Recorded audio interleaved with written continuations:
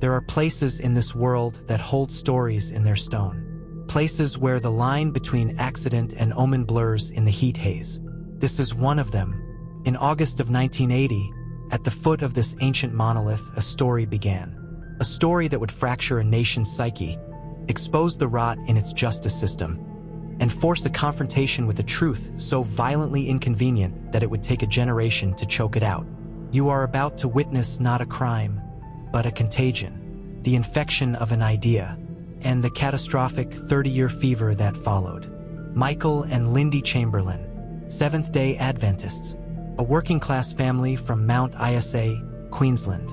Their sin, in the eyes of what was to come, was their difference, their quiet faith, their composure. They were outsiders in their own country before they ever reached the rock. Approximately 8 p.m. Lindy walked the few steps from the communal barbecue area to check on her daughter. What she saw was a domestic scene turned inside out. The tent flap, loose, the bassinet on its side. Empty. 5 words. A sentence that would become a punchline, a battle cry, a scar on the national consciousness. In that moment, it was simply a mother's truth, screamed into the uncaring dog. The evidence at the scene was immediate, and it pointed in one direction. A predator had taken the child. But within hours, another investigation began. Not of the ground, but of the mother. Lindy Chamberlain did not weep hysterically. She answered questions with a clip factual desperation. To the media camped at the roadblock, this wasn't grief. It was suspicion crystallizing in real time. The monster was supposed to be in the desert.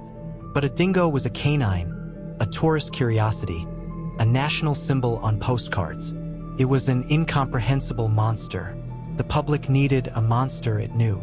And the media was ready to provide the blueprint. The Chamberlain's fate was weaponized. Azariah's name, Hebrew for God helped, was twisted into a dark omen. Lindy's preference for black clothes, a simple sartorial choice, became the wardrobe of a witch. The court of public opinion was not just in session. It was in a fevered frenzy. And the police investigation began to bend under its weight. This was the linchpin, the scientific miracle that explained everything. The dingo story was a fabrication. Lindy, they theorized, had slit Azariah's throat in the passenger seat, hidden the body, and coolly invented the wild animal tale. It was visceral, it was horrifying, it was understandable, and it was catastrophically, fundamentally wrong. The case was a masterpiece of narrative over evidence. The lack of a body, proof of her cunning. Her calm demeanor, proof of her cold heart. The scientific testimony about the dingo's physical capability, dismissed. The jury took less than a day. Lindy Chamberlain was found guilty of murder and sentenced to life imprisonment with hard labor. Michael was found guilty as an accessory. The public cheered. Justice, they believed, had slain the monster. She was sent to Baraima prison. They took her clothes. They took her name. She was prisoner number 16338. They put her to work sewing prison uniforms. And while her hands stitched, the desert, patient and immutable, began its own work. For 4 years, she lived there. The world moved on. The dingo baby joke became part of the lexicon. Then, in February of 1986, during a freak rainstorm at Uluru, a British tourist named David Brett stumbled. Azariah Chamberlain's missing matinee jacket. The very garment she was wearing when she disappeared. It was found inside the original police search zone, ripped, saliva-stained, and, with devastating logic, completely intact at the neck. No naive slas. No cut. The prosecution's entire theory of a throat slitting in the car evaporated in an instant. But the desert's revelation was only the first tremor. The earthquake was still to come.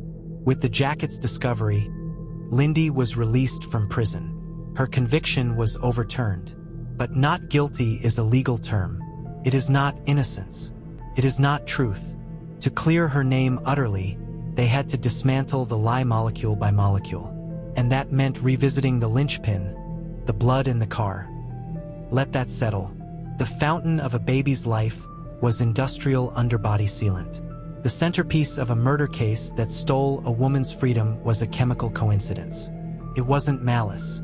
It was incompetence, a mistake, amplified by a ravenous public narrative that became a life sentence. This final inquest was not about proving Lindy's innocence. It was about slaying once and for all the cultural myth that had replaced it. The counsel assisting the coroner methodically eviscerates the old lies. He presents a mountain of new evidence.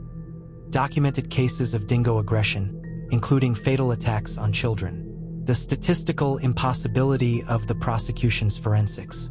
The complete absence of motive, of weapon, of confession, of any evidence pointing to the parents. The monster had a name. It was Canis lupus dingo. It was an animal. It was never the story. The story was always about us. Lindy Chamberlain received a state apology in 2020. The words were necessary. They were also 38 years too late. The real apology was written in the desert sand long ago, waiting to be read. So where does the horror lie? Is it in the jaws of a wild dog? Or is it in the speed with which we crafted a more palatable monster? A heartless mother, a cult sacrifice, because the random, senseless cruelty of nature was too terrifying to accept? We built a cage of headlines and hearsay. We fed it our prejudices. And we locked a grieving woman inside for years. The twist was never in the plot. The devastating, unforgettable twist was in the audience. We were the monster all along.